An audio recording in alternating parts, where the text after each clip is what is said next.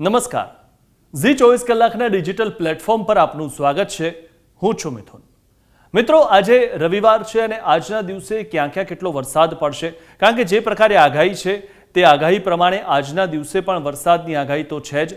ત્યારે આજે આપણે સવારથી લઈને બપોર સુધીમાં જોઈએ કે કઈ કઈ જગ્યાએ કેટલો વરસાદ પડી શકે છે, એટલે કે કઈ કઈ જગ્યાએ વરસાદ પડવાની સંભાવના છે.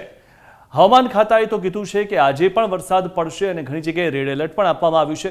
ત્યારે આપણે વિંડીના માધ્યમથી જોઈએ કે કઈ કઈ જગ્યાએ વરસાદ પડી શકે છે.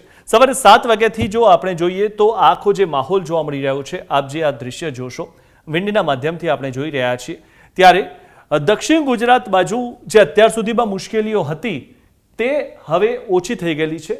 એટલે કે વલસાડ બાજુ વરસાદ નથી. સુરત બાજુ થોડો ઘણો વરસાદ સવારના સમયે પડી શકે છે, પરંતુ સુરતથી લઈને વડોદરાની વચ્ચેના જેટલા પણ વિસ્તારો છે, જેટલા પણ ભાગો છે, ત્યાં વધુ વરસાદ જોવા મળી રહ્યો છે. સાથે ભાવનગર બાજુ પણ વરસાદ જોવા મળી રહ્યો છે. ભાવનગરથી ઉના તરફ જે આખો આ વિસ્તાર છે ત્યાં વરસાદ જોવા મળી રહ્યો છે. તો અમદાવાદમાં પણ છૂટો છવાયો વરસાદ પડશે તેવી સંભાવના છે. મહત્વની વાત એ છે કે આજે જે વરસાદ પડશે એ ગઈકાલે એટલે કે શનિવાર અને શુક્રવારે જે વરસાદ પડ્યો હતો તેના કરતાં ઓછો પડશે, કારણ કે જે સિસ્ટમ સર્જાયેલી હતી તે ધીમે ધીમે નબળી પડી રહી છે. પરંતુ આજે વરસાદ છે સવારથી લઈને. ત્યારે આપ અહીંયા જોશો, જે રીતે આપણે વાત કરી સુરતથી વડોદરાની વચ્ચે જેટલા પણ ભાગો વિસ્તારો આવે છે ત્યાં વરસાદ જોવા મળી રહ્યો છે. આપ આ સાઈડ જોશો ત્યારે ગાંધીધામ બાજુ પણ વરસાદ છે, જામનગર બાજુ પણ વરસાદ જોવા મળી રહ્યો છે, દ્વારકા બાજુ પણ વરસાદ છે, નલિયા બાજુ પણ વરસાદ છે. એટલે કે આ તમામ જે જગ્યા છે જ્યાં અત્યાર સુધીમાં વરસાદ નહોતો પડ્યો, ખાવડા બાજુ પણ વરસાદ જોવા મળી રહ્યો છે. તો આ તમામ જે વિસ્તારો છે, થાન બાજુ વરસાદ છે, આ તમામ જે વિસ્તારો છે જ્યાં અત્યાર સુધીમાં વરસાદ નહોતો ત્યાં હવે આ વરસાદી સિસ્ટમનું જોર વધારે જોવા મળી રહ્યું છે.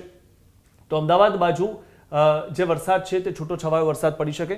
આપણે ધીમે ધીમે કરતાં આગળ વધીએ ત્યારે 8 વાગ્યા સુધીમાં કેટલું આ ચિત્ર બદલાય છે. 8 વાગ્યા સુધીનું જે આ ચિત્ર છે તેમાં સુરતથી લઈને વડોદરા સુધી જે વિસ્તારો છે તેમાં 7 વાગે જે આપણે દ્રશ્ય જોયું હતું, એટલે કે તેમાં જે આ સિસ્ટમ છે તે હવે નબળી પડી ગયેલી જોવા મળી રહી છે 8 વાગ્યા સુધીમાં. એટલે કે આ તમામ વિસ્તારોમાં, સુરતથી લઈને વડોદરા સુધીના વિસ્તારોમાં વરસાદ ધીમે ધીમે ઓછો થવા લાગશે.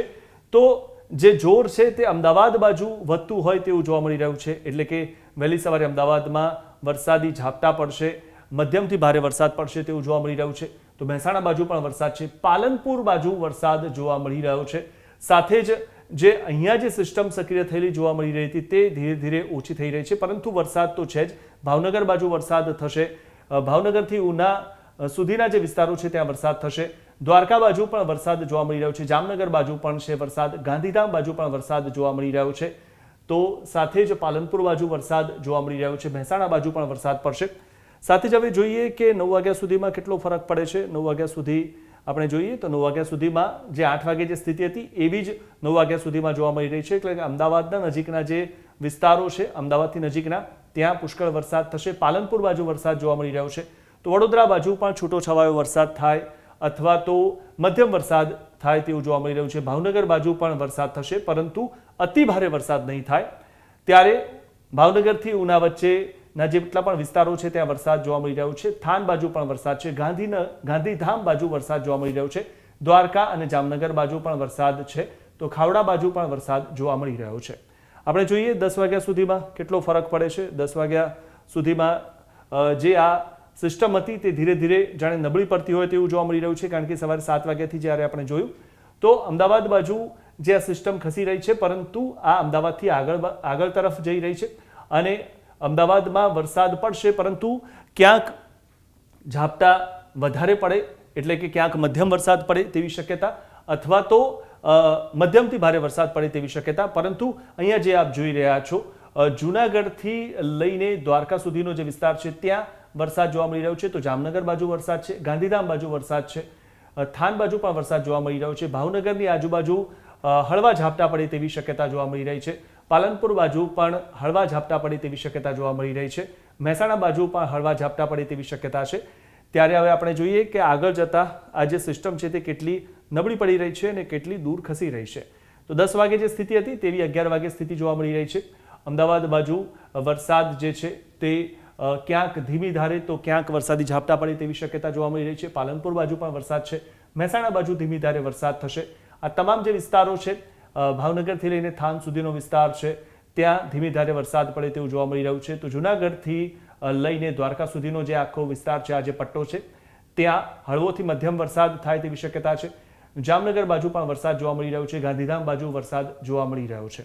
હવે આપણે જોઈએ 12 વાગ્યા સુધીમાં કેટલું સ્થિતિ બદલાય છે. 12 વાગ્યા સુધીની સ્થિતિ પણ જે 11 વાગે ને 10 વાગે હતી તે જ પ્રકારની છે, પરંતુ આ તમામ જગ્યાએ જે વરસાદ છે તે હળવોથી મધ્યમ વરસાદ જોવા મળી રહ્યો છે.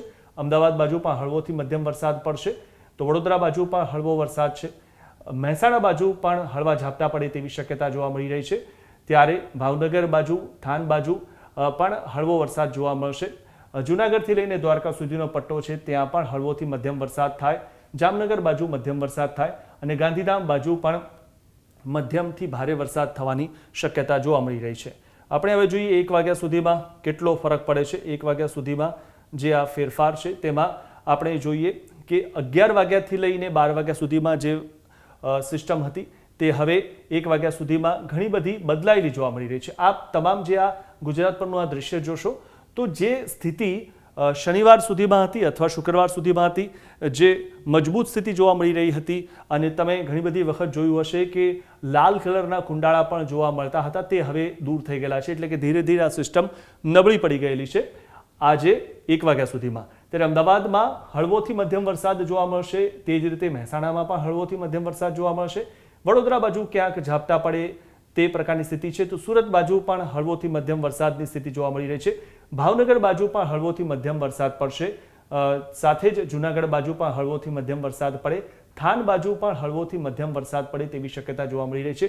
એટલે કે આજના દિવસે જે સિસ્ટમ સક્રિય થઈ હતી, જે આગાહી હતી, તે હવે ધીરે ધીરે આગાહી પ્રમાણે જે સિસ્ટમ છે તે ધીરે ધીરે નબળી પડી રહી છે. અને જે આ દ્રશ્યોમાં પણ આપ જોઈ રહ્યા છો, 1 વાગ્યા સુધીનો આપણે જે સંભાવનાઓ કેટલી છે વરસાદની તે આપણે જોઈ, અને ઘણી બધી જગ્યાએ જે વરસાદના કારણે મુશ્કેલી પણ થઈ છે તે મુશ્કેલી હવે ધીરે ધીરે દૂર થશે. કારણ કે જે આ સિસ્ટમ સક્રિય થઈ હતી, જે 4 સિસ્ટમ એક સાથે સક્રિય થયેલી હતી ગુજરાત પર, અને જે મુશ્કેલી આવી હતી તે મુશ્કેલી હવે ધીરે ધીરે દૂર થતી જોવા મળી રહી છે. તો ક્યાંક વરસાદી ઝાપટા પડે અથવા તો ક્યાંક મધ્યમ વરસાદ પડે તેવી શક્યતાઓ આજે એકંદરે આખા દિવસમાં જોવા મળી રહી છે. આપણે બપોરે 1 વાગ્યા સુધીનું જે સંભાવનાઓ છે વરસાદની તે આપણે વિન્ડીના માધ્યમથી જોઈ. તો આ જ રીતે અમારી સાથે આપ જોડાયેલા રહેજો.